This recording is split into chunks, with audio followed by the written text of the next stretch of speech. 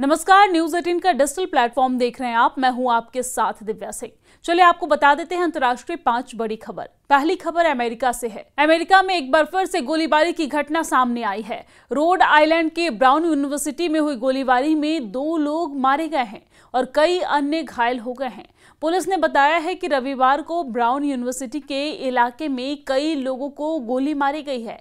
इसके बाद ivy league school ने अलर्ट जारी किया और छात्रों और स्टाफ से सुरक्षित जगह जाने की अपील की है। दरअसल कानून परिवर्तन सूत्रों के अनुसार ब्राउन विश्वविद्यालय में हुई गोलीबारी में कम से कम 2 लोग मारे गए हैं और कई अन्य लोग घायल बताए जा रहे हैं। लगभग 8 लोग घायल बताए जा रहे हैं। अधिकारी ने चल रही जांच के विवरण पर सार्वजनिक रूप से चर्चा करने से इनकार कर दिया है। आपातकालीन सूचना प्रणाली के माध्यम से जारी अलर्ट के अनुसार विश्वविद्यालय के अधिकारियों ने पहले छात्रों और कर्मचारियों को बताया कि एक संदिग्ध को हिरासत में ले लिया गया है, लेकिन बाद में उन्होंने कहा कि ऐसा नहीं है और पुलिस अभी भी संदिग्धों की तलाश कर रही है।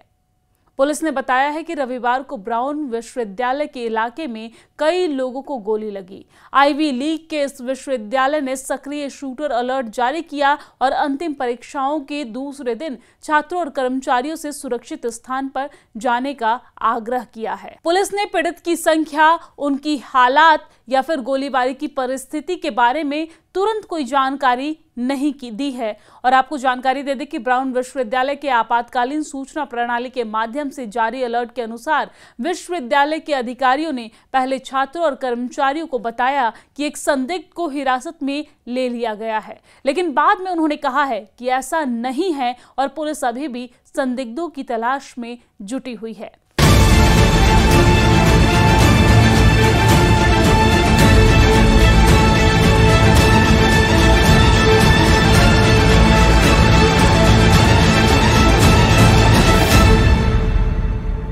आपको बता दें कि प्रोविडेंस काउंसिल के सदस्य जॉन ने ये कहा है कि हमें अभी भी घटनाक्रम के बारे में जानकारी मिली है लेकिन हम लोगों से अपने दरवाजे बंद रखने और सतर्क रहने का आग्रह करते हैं।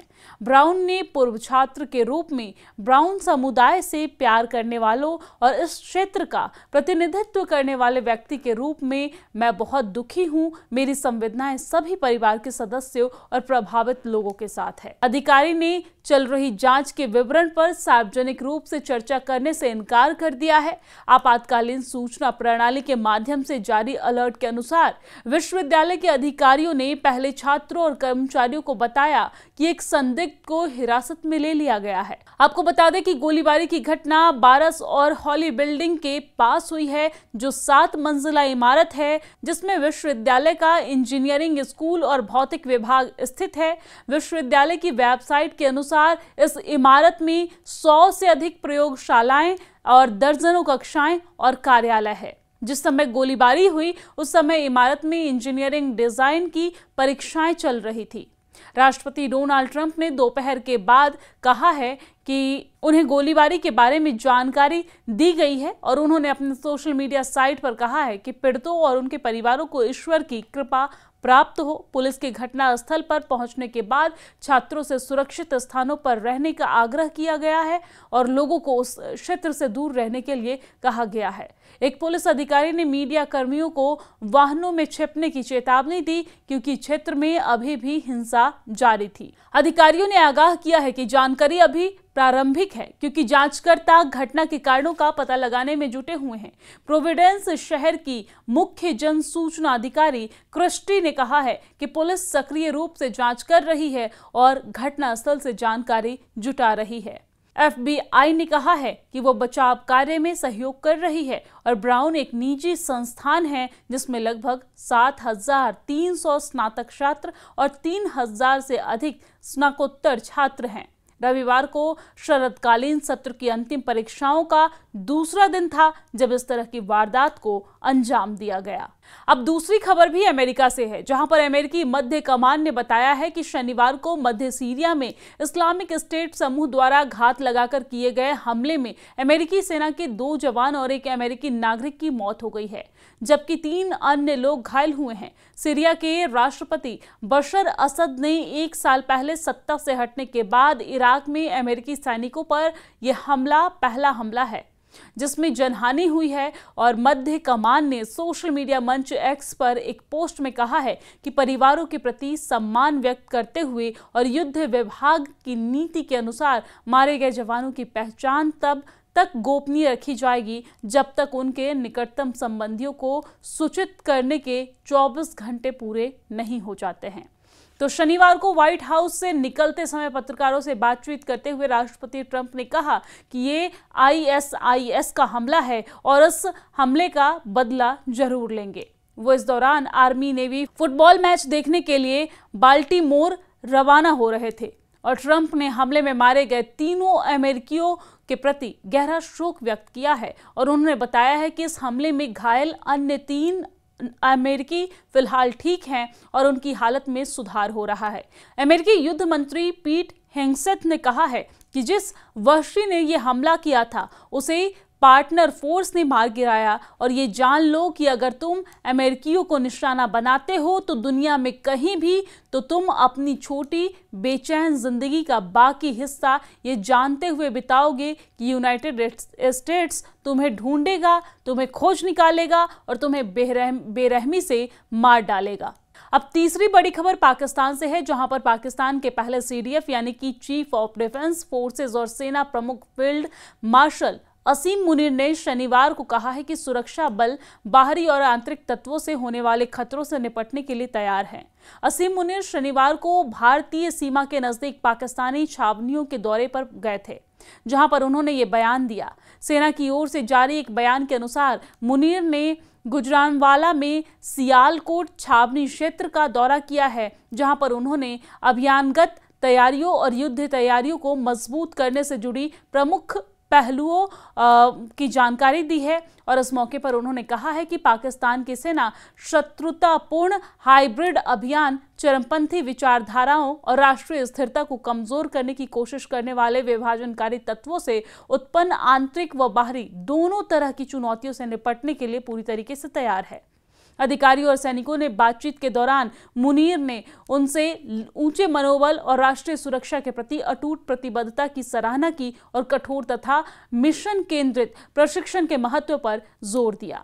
अब चौथी बड़ी खबर अमेरिका से है, जहां पर अमेरिका ने पाकिस्तान के पुराने F-16 फाइटर जेट बेड़े को अपग्रेड करने के लिए $989 मिलियन के पैकेज को मंजूरी दे दी है। 8 दिसंबर 2025 को डिफेंस सिक्योरिटी कॉर्पोरेशन एजेंसी यानी कि DSCA की ओर से कांग्रेस को एक औपचारिक नोटिफिकेशन के जरिए घोषित इस डील में अत्याधुनिक एवियोनिक्स, सुरक्षित कम्युनिकेशन सिस्टम और व्यापक सस्टेनमेंट सपोर्ट शामिल किया है। यह अपग्रेडेशन के जरिए पाकिस्तानी वायुसेना के इन लड़ाकू विमानों को 2040 के दशक तक ऑपरेशनल रखे जाने की उम्मीद है। हालांकि इसमें F-16 के लिए लिंक 22 सॉफ्टवेयर शामिल नहीं है। अमेरिका को डर है कि पाकिस्तान से इसकी तकनीक चीन के हाथ लग सकती है। पाकिस्तानी F-16 अपग्रेडेशन पैकेज 2 मुख्य हिस्सों में बटा हुआ है।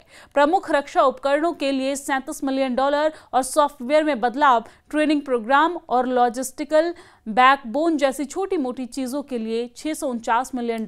अपग्रेड प्रोग्राम केंद्र में 92 link 16 tactical data link system का एक बैच भी शामिल है। पहले ऐसी संभावना जताई जा रही थी कि अमेरिका F-16 लड़ाकू विमान के लिए पाकिस्तान को टैक्टिकल डेटा लिंक और लिंक 22 दे सकता है, लेकिन नए पैकेज में इसका जिक्र नहीं है। और पांचवी बड़ी खबर आपको बता देते हैं, जहां पर सूडान के दक्षिणी कोर्डोफान इलाके में संयुक्त राष्ट्र की एक इमारत पर बड़ा हमला हुआ है। समाचार एजेंसी के मुताबिक मेडिकल सूत्रों के हवाले से बताया जा रहा है कि इस हमले में कम से कम 6 संयुक्त राष्ट्र के पीस कीपर्स मारे गए हैं। हमले में 8 पीस कीपर्स घायल हो गए हैं और ये सभी बांग्लादेश के बताए गए हैं। संयुक्त राष्ट्र महासचिव ने इस हमले की निंदा की है और कांडू गली के अस्पताल के मेडिकल सूत्रों के हवाले से कहा है कि संयुक्त राष्ट्र मुख्यालय पर बमबारी में 6 लोग मारे गए हैं जब वो बिल्डिंग के अंदर थे। प्रत्यक्षदर्शियों ने बताया है कि पीड़ित संयुक्त राष्ट्र के कर्मचारी थे और उन्होंने कहा है कि दक्षिण कोर्डोफान राज्य की राजधानी कांडू गली में संयुक्त राष्ट्र की बिल्डिंग को ड्रोन से निशाना बनाया गया है और कांडू गली लगभग 1.5 साल से घेराबंदी में है। सूडान की सरकार ने एक बयान जारी करते हुए इस हमले की निंदा की है। पोर्ट सुदान में मौजूद सेना समर्थित प्रशासन ने हमले के लिए पैरामिलिट्री समूह रैपिड सपोर्ट फोर्सेस को जिम्मेदार ठहराया है। सेना प्रमुख जनरल अब्देल फतह अल बुरहान की अध्यक्षता वाली संप्रभुता परिषद ने संयुक्त राष्ट्र की इमारत पर हमले की निंदा की है और उसे खतरनाक उकसावा बताया है। कांडूगली इस समय गंभीर मानवीय स्थितियों का सामना कर रहे हैं। जहां नवंबर की शुरुआत में अकाल घोषित किया गया था, ये शहर बड़े कॉर्डोफान क्षेत्र में स्थित है और ये एक विशाल कृषि क्षेत्र है जो 3 राज्यों में बटा हुआ है। ये रणनीतिक रूप से पश्चिम RSF के कंट्रोल वाले दारफुर और उत्तर पूर्व और केंद्र में सेना के कब्जे वाले क्षेत्रों के बीच स्थित है।